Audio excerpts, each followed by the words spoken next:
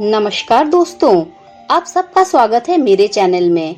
आज मैं आपको सुनाऊंगी ग्यारस माता की कहानी। ग्यारस माता की कहानी एकादशी के दिन सुनने से धन, यश, वैभव की प्राप्ति होती है। एक बार एक राज्य में एक राजा राज्य करता था। राजा बहुत ही बुद्धिमान और बलशाली था। राजा सदैव अपनी प्रजा का बहुत अच्छे से ध्यान रखता था। प्रजा भी अपने राजा को बहुत पसंद करती थी। राजा की 2 बेटियां थी। राजा अपनी दोनों बेटियों से प्रेम करता था। राजा की छोटी बेटी देखने में बहुत सुंदर और आकर्षक थी और राजा की बड़ी बेटी छोटी बेटी के मुकाबले थोड़ा कम सुंदर थी। राजा की छोटी बेटी ग्यारस माता की पूजा किया करती थी और सभी लोग राजा की छोटी बेटी से बहुत प्रेम करते थे और बहुत प्रशंसा किया करते थे। राजा भी अपनी छोटी बेटी से बड़ी बेटी से अधिक प्रेम करता था, जिस कारण राजा की बड़ी बेटी को अपनी छोटी बहन से थोड़ी ईर्ष्या होने लगी थी। राजा की दोनों बेटियां जब बड़ी हो गई, तब एक पड़ोस राज्य में रहने वाला राजकुमार राजा की बड़ी बेटी के लिए रिश्ता लेकर आया। लेकिन जैसे ही उस राजकुमार की नजर राजा की छोटी बेटी पर पड़ी, तो वह राजकुमार राजा की छोटी बेटी पर आकर्षित हो गया और उससे पहली नजर में प्रेम कर बैठा। उस राजकुमार ने राजा की बड़ी बेटी के साथ विवाह करने से मना कर दिया और उसने राजा से कहा कि मैं आपकी छोटी बेटी से विवाह करना चाहता हूँ। जिसके बाद राजा की बड़ी बेटी यह देखकर अपनी छोटी बहन से बहुत क्रोधित हो गई और राजा की बड़ी बेटी ने अपनी छोटी बहन को अपना सबसे बड़ा दुश्मन मान लिया।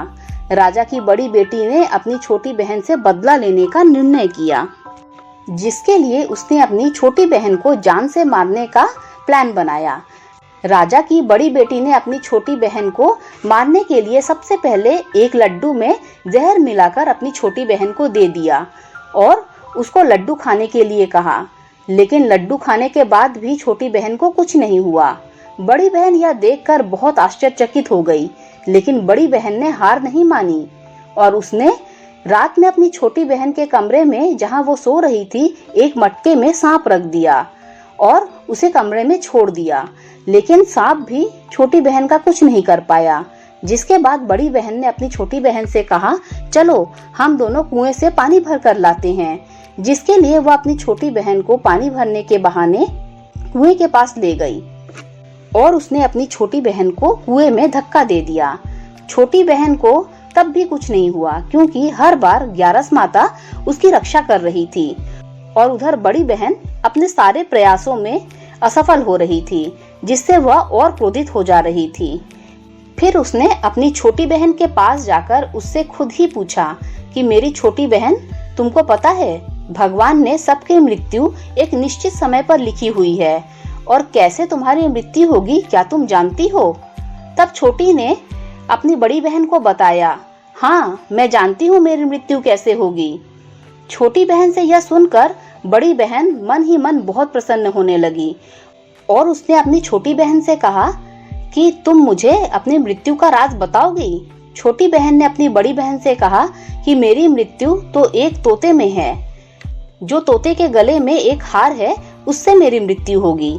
जब तक कोई भी व्यक्ति तोते को मारकर वह हार अपने गले में पहनेगा तो मैं मूर्छित हो जाऊंगी और जैसे ही उस हार को अपने गले से उतारेगा तो मैं वापस से जीवित हो जाऊंगी। अपनी छोटी बहन की मृत्यु का राज जानकर बड़ी बहन बहुत खुश हो गई और उसने अपनी छोटी बहन को मारने के लिए एक पालतू तोते को ढूंढना शुरू कर दिया। छोटी बहन को इस बात का आभास हो गया था कि कोई उसकी जान लेना चाहता है, जिसके लिए वह अपने पिताजी के पास गई और उसने अपने पिताजी से कहा कि पिताजी, मेरी मृत्यु के बाद आप मुझे जलाइएगा मत, बल्कि आप मुझे अपनी पुरानी वाली हवेली में एक पलंग पर लिटा कर छोड़ दीजिएगा। अपनी छोटी लड़की की यह बात सुनकर राजा बहुत आश्चर्यचकित हुए। राजा ने अपनी छोटी बेटी से पूछा, बेटी तुम यह क्या कह रही हो? तब राजा की छोटी बेटी ने बताया, पिताजी समय किसी के लिए नहीं रुका है, कब क्या हो जाए किसी को कुछ नहीं पता। और फिर राजा ने अपनी छोटी बेटी से कहा, तुम ऐसी बातें क्यों कर रही हो? 2-3 दिन में तुम्हारा विवाह होना है। लेकिन छोटी बेटी ने अपने पिताजी को ऐसा करने पर मजबूर कर दिया और उनसे वचन ले लिया। राजा ने भी अपनी छोटी बेटी की बात स्वीकार कर ली और 2-3 दिनों के बाद जब उसकी शादी का समय आया तब राजकुमार बारात लेकर राजा के घर आया और राजकुमार और राजा की छोटी बेटी का विवाह शुरू हो गया। जैसे ही राजा की छोटी बेटी राजकुमार के साथ फेरे लेना शुरू करती है तो उसकी बड़ी बहन अपनी छोटी बहन के कमरे में जाकर उसके तोते को पकड़ लेती है और उसे जान से मार देती है। तोते के गले में जो हार था उसको अपने गले में धारण कर लेती है। जैसे ही बड़ी बहन उस हार को अपने गले में धारण करती है तो उधर छोटी बहन 3.5 फेरे ले पाती है और वहीं बेहोश होकर गिर जाती है। जिसके बाद राजा ने बड़े बड़े दर्द हकीमों को बुलाया और अपनी छोटी बेटी का इलाज करने के लिए कहा। राजा की बात सुनकर वैद्य ने छोटी बेटी को जब चेक किया तब राजा को बताया कि आपकी छोटी बेटी ना तो जीवित है ना ही मरी हुई है। यह मैं पहली बार देख रहा हूँ। राजा ने वैद्य और हकीम को यह बात बाहर बताने से मना कर दिया और उनको कहा कि अगर तुमने यह बात किसी को बताई तो मैं तुम्हें फांसी दे दूंगा। राजा ने अपनी छोटी बेटी को पुराने महल में ले जाकर एक पलंग पर लिटा दिया और वहां पर कुछ सैनिक को तैनात कर दिया। वापस अपने महल पर आ गया। राजा की बड़ी बेटी अपने पिताजी के पास गई और कहने लगी कि पिताजी, अगर यह शादी संपन्न नहीं हुई तो आपकी इज्जत का क्या होगा? आप कहें तो मैं आपकी इज्जत बचाने के लिए राजकुमार से शादी करने के लिए तैयार हूँ। जिसके बाद राजा ने अपनी बड़ी बेटी की बात मान ली और राजा ने बड़ी बेटी को छोटी बेटी के कपड़े पहनाकर मंडप पर भेज दिया। लेकिन राजकुमार यह जान गया था यह छोटी बेटी नहीं है बल्कि यह राजा की बड़ी बेटी है। लेकिन जब राजकुमार ने शादी करने से मना कर दिया तो सभी लोगों ने राजकुमार को विवश कर दिया कि राजा की बड़ी बेटी से बचे हुए फेरों को लेकर संपन्न कर दे विवाह को। जिसके बाद राजकुमार राजा की बड़ी बेटी को अपने महल में ले आया। राजकुमार राजा की बड़ी बेटी से न तो बात करता था, न ही उसे पसंद करता था और न ही उसके पास भटकता था। और राजकुमार ने यह फैसला लिया कि वह अपनी प्रेमिका को ढूंढ कर रहेगा और यह जानकर रहेगा कि उसके साथ क्या हुआ है।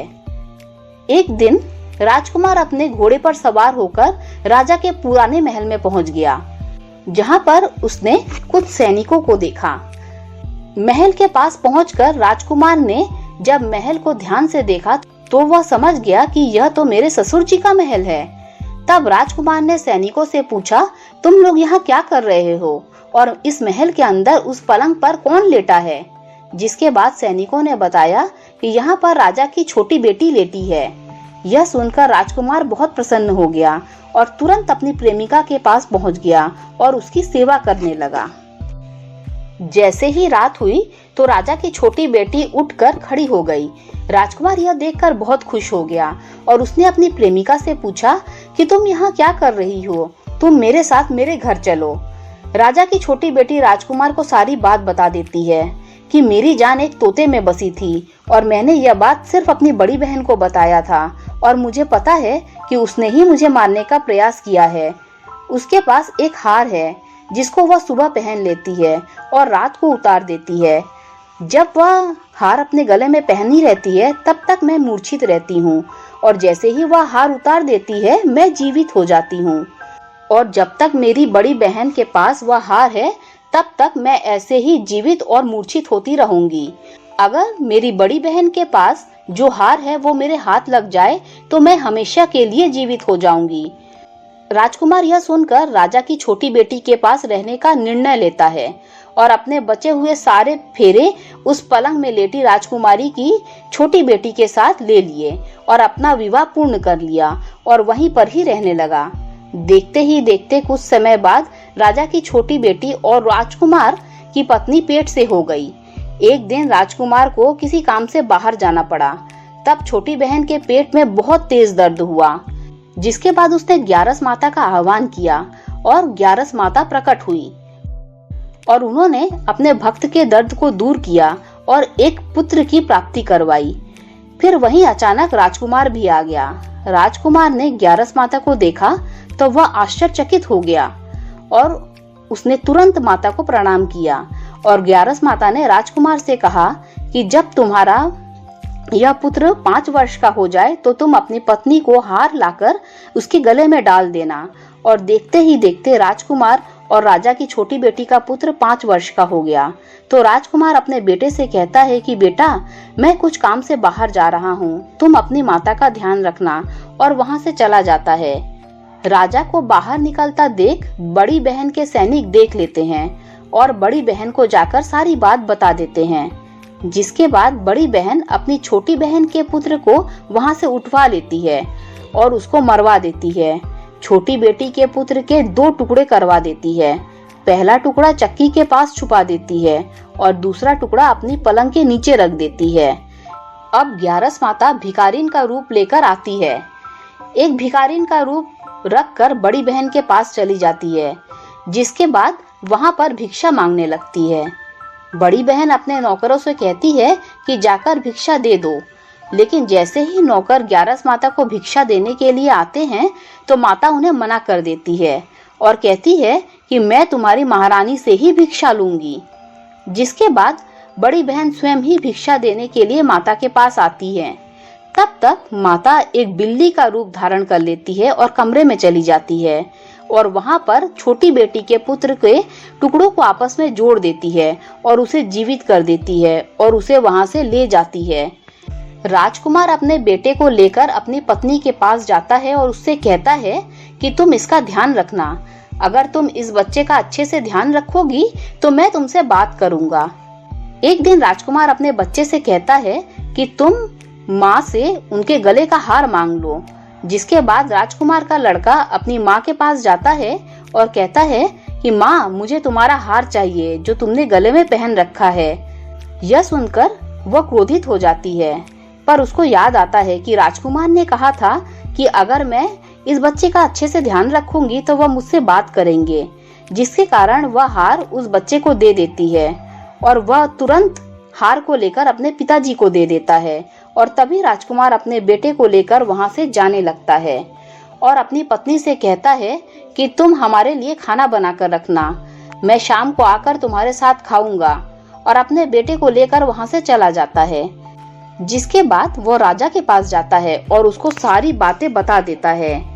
राजा अपनी बड़ी बेटी की यह करतूत सुनकर बहुत क्रोधित होते हैं और अपनी परवरिश पर ही दोष देने लगते हैं और राजकुमार को अपनी छोटी बेटी के साथ रहने का आदेश देते हैं।